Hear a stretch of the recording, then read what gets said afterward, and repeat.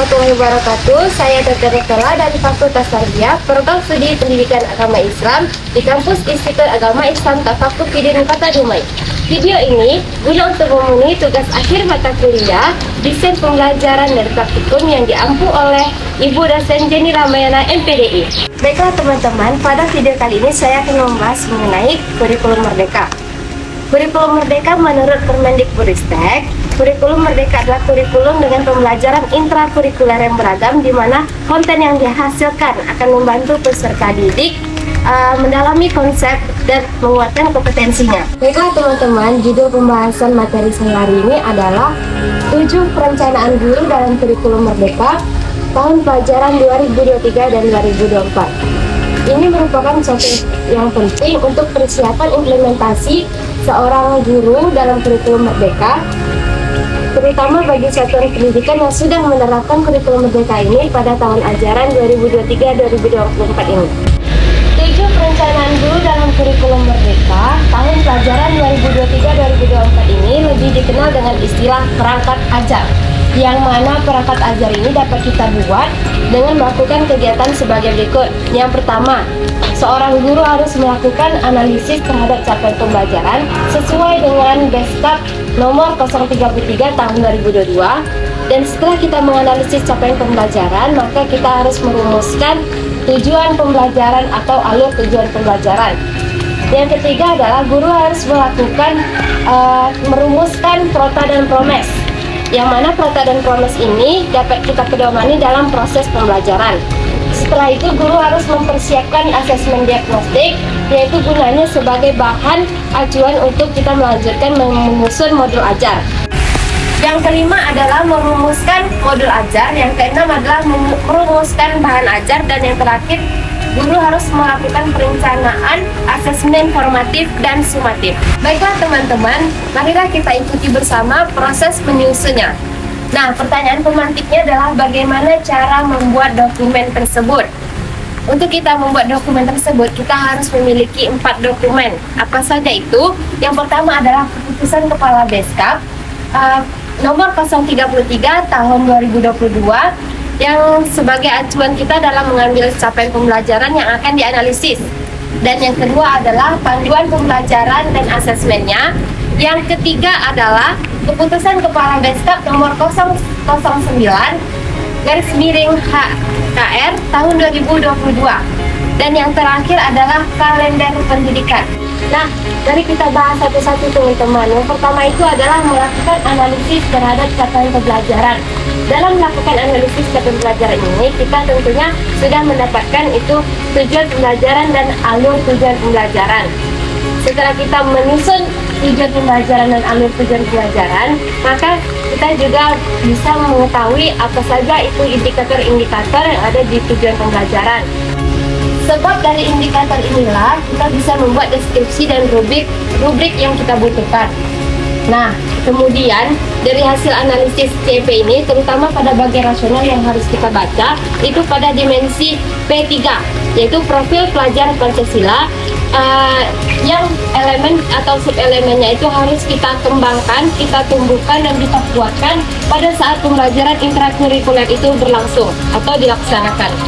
Dan yang terakhir, masing-masing dari tujuan pembelajaran itu harus kita ukur dengan alokasi waktu yang kita butuhkan. Nah, untuk menyusun tujuan pembelajaran ini ada 3 yang harus kita perhatikan. Yang pertama itu adalah kompetensi, yang kedua adalah konten, dan yang apabila kompetensi dan konten ini sudah dipahami oleh Bapak Ibu guru, maka boleh ditambahkan dengan variasi. Nah, pada bagian kompetensi itu disusun menggunakan kata kerja operasional atau KKO. Nah, CP itu dianalisis menggunakan pendekatan konstruktivisme yang dikemukakan oleh 2 orang pakar yang menyatakan bahwasannya tingkat yang paling tinggi itu adalah memahami, karena orang tidak akan bisa mempraktekkan tanpa memahami, dan orang tidak akan bisa berkreasi tanpa memahami. Nah, oke teman-teman, perlu diperhatikan juga kompetensi yang ada di dalam CP ini boleh dirumuskan dengan menggunakan taksonomi Bloom, Revision and Reform. Kemudian konten Konten ini adalah materi yang mengikuti kompetensi atau materi yang diajarkan oleh guru. Perlu juga diperhatikan bahwasannya tingkatan materinya apakah itu berupa fakta, konsep, prosedur, atau metakognitif. Dan yang ketiga adalah variasi. Nah, teman-teman, variasi ini juga perlu kita lakukan. Gunanya adalah untuk melihat proses pembelajaran itu, apakah peserta didik itu sudah memiliki kemampuan abad 21 yang terdiri dari 4C itu. Yang pertama adalah communication, yang kedua collaboration, dan yang ketiga kreatif, dan yang keempat critical thinking atau berpikir kritis. Nah teman-teman, tadi kita sudah membahas mengenai tujuan pembelajaran. Selanjutnya kita membahas mengenai alur pembelajaran. Alur pembelajaran adalah rangkaian tujuan pembelajaran yang sudah tersusun secara sistematis dan logis secara utuh dan menurut urutannya itu dari sejak awal hingga akhir suatu fase. Nah, alur pembelajaran ini disusun secara linear sebagaimana urutan pembelajarannya itu dilakukan dari hari ke hari untuk mengukur capaian pembelajarannya.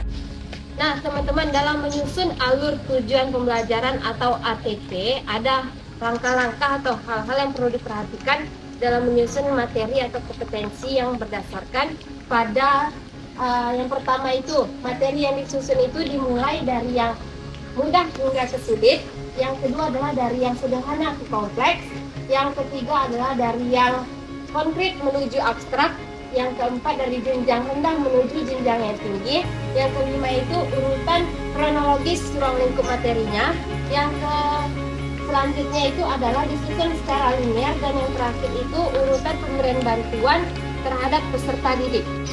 Nah, jadi ada banyak yang harus diperhatikan atau yang dipertimbangkan dalam menyusun alur tujuan pembelajaran ini.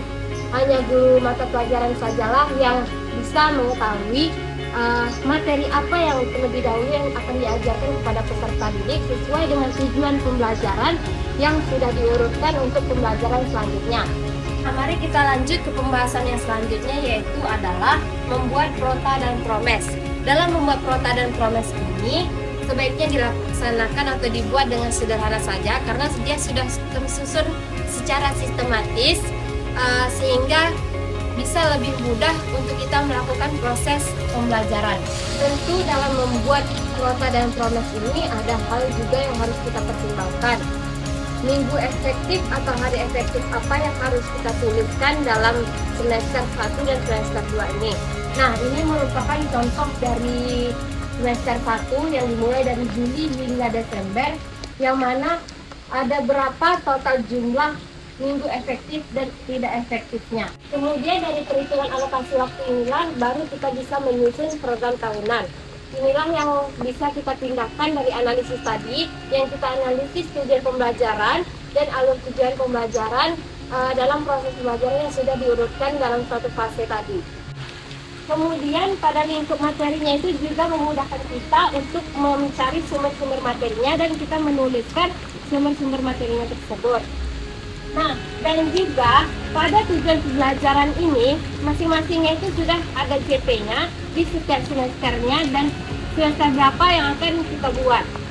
Sehingga program semester itu bisa kita buat seperti yang saya berikan contoh ini. Program semester 1 lingkup materinya ini boleh kita tuliskan atau tujuan pembelajarannya. Nah, JP-nya itu berapa yang akan kita berikan pada bulan Juli hingga bulan Desember. Begitu juga pada program semester 2 yang akan kita berikan itu pada bulan Januari hingga bulan Juni. Nah, hanya Bapak Ibu gurulah yang mengetahui karena ini merupakan sesuatu program semester yang sudah biasa kita lakukan. Tahap selanjutnya adalah yaitu merencanakan asesmen diagnostik atau yang sering disebut dengan asesmen awal. Ini merupakan sesuatu yang sangat penting untuk supaya kita bisa membuat modul ajar itu dengan baik. Nah, dalam asesmen diagnostik ini terbagi menjadi dua, yaitu yang pertama adalah aspek kognitif dan yang kedua adalah aspek non-kognitif. Kognitif ini gunanya adalah untuk membantu kita sebagai seorang guru melihat bagaimana kesiapan belajar peserta didik. Sedangkan aspek non-kognitif yaitu membantu seorang guru itu melihat karakteristik peserta didik seperti gaya belajar peserta didik. Nah, maka aspek kognitif ini akan memberikan gambaran bagi kita seorang guru untuk melihat kesiapan belajar peserta didik. Berapa orang anggota peserta didik yang belum siap untuk belajar atau lingkup materi yang diajarkannya, berapa orang juga peserta didik yang sudah siap untuk belajar, dan berapa orang juga peserta didik yang sangat siap untuk belajar. Nah, hal ini juga dapat membantu kita dalam pembelajaran berdiferensi. Apakah yang akan kita berikan itu pendekatan proses, pendekatan konten, produk, ataupun pendekatan lingkungan. Nah, hal ini juga bisa kita lakukan melalui wawancara, pengamatan, angket, ataupun tes tertulis yang tersendirinya itu dilakukan secara formal dengan mempertimbangkan jumlah soal sesuai dengan porsinya. Nah, yang pada asesmen non-kognitif itu bisa kita minta dengan guru BK. Jika seperti di sekolah dasar itu tidak ada guru BK, maka guru kelaslah yang menggantikannya. Nah, guru kelas itu bertugas untuk mencoba mengamati instrumen gaya belajar peserta didik itu. Apakah gaya belajarnya itu audio, visual, ataupun kinestetik.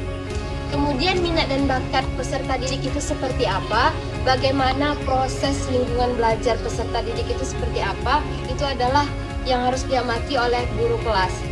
Sehingga lingkungan belajar peserta didik itu bisa menjadi kondusif sesuai dengan regulasi-regulasi yang sudah disepakati bersama. Nah, teman-teman, kita tidak bisa menyusun modul ajar itu dengan baik tanpa kita memahami serta mengetahui bagaimana asesmen awal dari peserta didik tersebut. Nah, pada pembahasan kita selanjutnya, itu tahap selanjutnya, kita membuat modul ajar. Modul ajar ini terdiri dari dua yang bisa kita pilih, ada dua bentuk. Yang pertama itu adalah 17 komponen, dan yang kedua itu ada 3 komponen. Yang 17 komponen itu merupakan modul ajar yang lengkap dan rinci, sedangkan yang 3 komponen ini juga dijamin keabsahannya sesuai dengan standar proses. Nah, teman-teman, setelah kita melihat pembagian modul ajar tadi, selanjutnya saya akan menjelas apa saja yang ada di dalam 17 komponen modul ajar ini.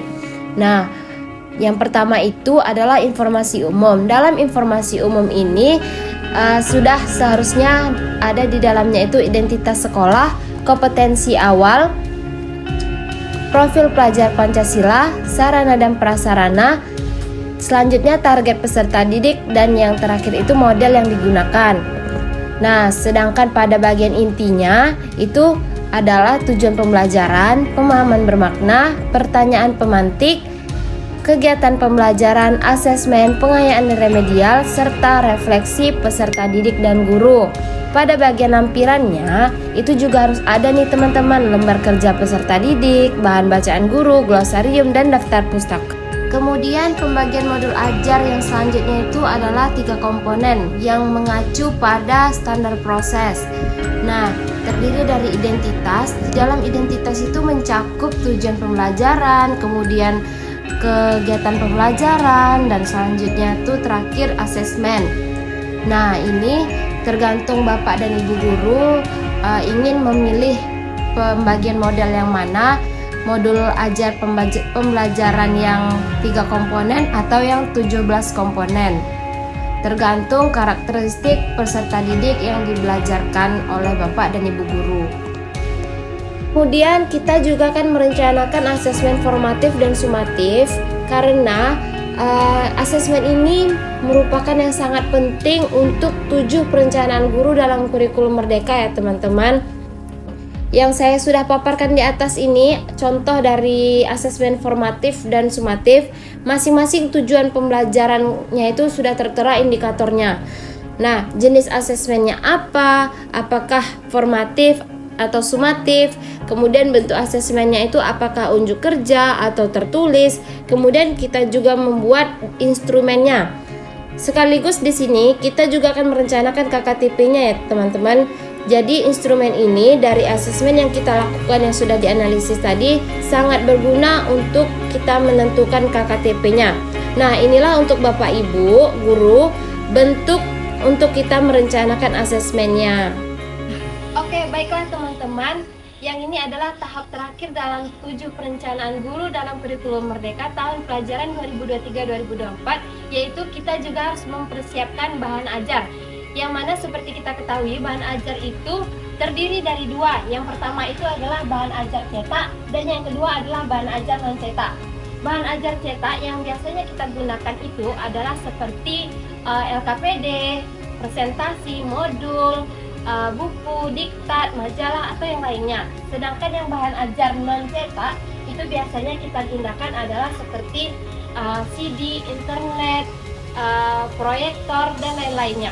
Nah teman-teman, inilah yang harus kita persiapkan di ajaran tahun ini, yaitu agar kita dapat melaksanakan proses pembelajaran sebaik-baiknya sesuai dengan tuntutan kurikulum merdeka. Baiklah teman-teman, hanya ini yang dapat saya jelaskan mengenai 7 perencanaan guru dalam kurikulum merdeka tahun pelajaran 2023 dan 2024.